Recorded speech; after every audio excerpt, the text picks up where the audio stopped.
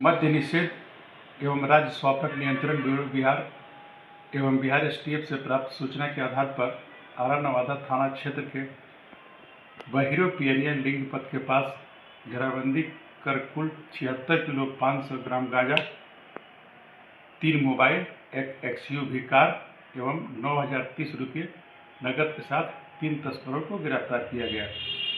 इस संबंध में आरा नवादा थाना कांड संख्या 107/26 दिनांक 6/2/26 धारा 20B sub clause 2C 29 NDPS act दर्ज किया गया है।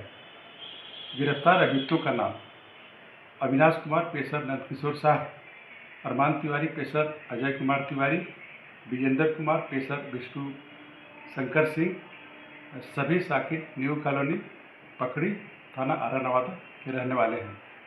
इस कार्रवाई में आरा नवादा थानाध्यक्ष के साथ एसआई अविनाश कुमार, एसआई दीपक कुमार दास एवं अन्य पुलिसकर्मी एवं जवान शामिल रहे।